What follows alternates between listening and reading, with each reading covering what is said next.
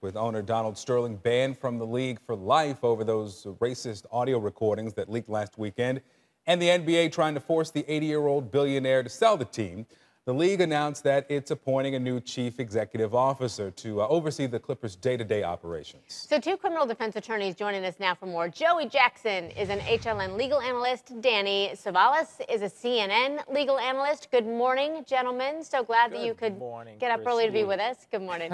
So Very early. Yes. I know. Does it seem odd that the league has the right to bring in a CEO to run a team, but doesn't have the power to actually force an owner out? Joey. No. Yeah, absolutely. Go ahead, Joey, you first.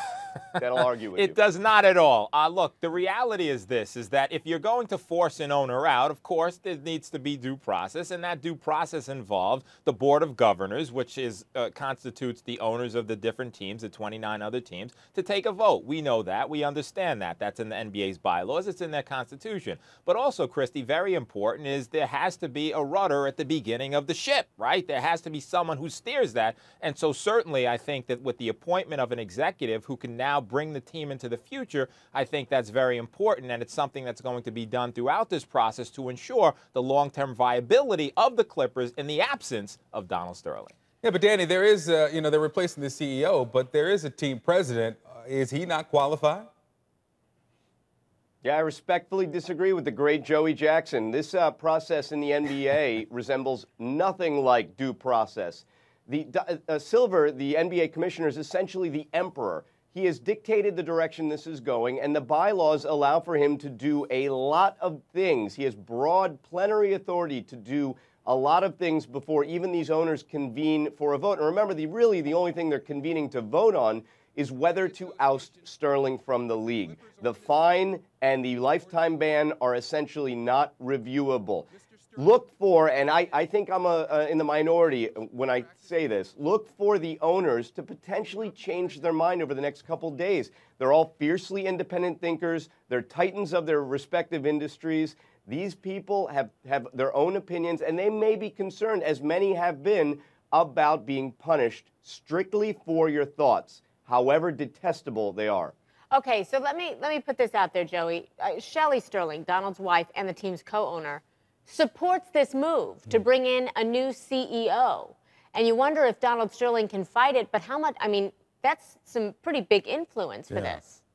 It's all about economics. Here's why I think the owners will be in unison and why she's in unison and agrees with this, because it comes down to money. Christy, Victor, who is going to support this team in the absence of Donald Sterling being removed and going into oblivion? You will not have players who will play for you. You will not have managers who will manage for you. You will not have sponsors who support the team, and certainly you will not have fans who go there and just give the team what they need to get over the hump, as they did last night. Congratulations, LA Clippers, for moving forward. And so that's why you see this broad base of support, Christy. I think the reality is that while the NBA commissioner does have this authority, he needs the authority. And so could there be a lawsuit here? Yeah, he could sue. But I think at the end of the day, he loses. We move forward. The NBA is a more viable organization.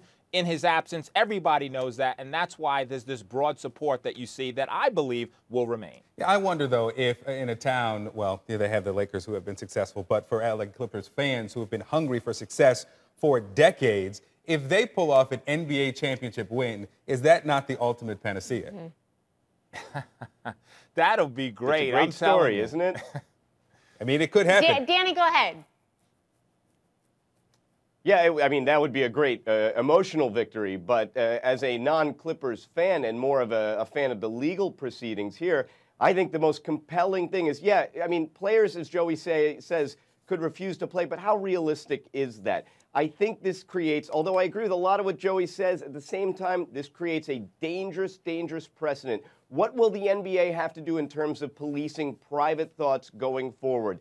How afraid should somebody be if they come out with a music album that maybe has some words that are detestable or some opinions that are bad that are accidentally made public, which is exactly what happened here? I think this is a dangerous precedent. While the NBA certainly has the power and the authority to do what it is doing, what does this say about our policing going forward? But here's the problem. The bigger problem is we live in a day and age of social media. What we do in our living room, Christy, Victor, Danny, is made known to the world. What we do on Twitter, it's going to be on Facebook. It's going to be everywhere. So no longer do we have really that privacy. And the reality is, if it's transmitted to everyone and your conduct brings such disrepute to the league, to the association as a whole, action needs to be taken. And I think certainly there's a legal basis to do it here. It was done, and I believe it'll be sustained at the end of the day. All right. Look at Danny. And that's Joey's hook, and he's right. Okay. You agree with me now, He is. Danny. He's right. Joey Jackson and He's Danny right. Savalas. He's right. Gentlemen, thank you again for getting up Thank early. you, Christy. Take care, Victor. Bye, Thank you. Danny. Thanks, guys.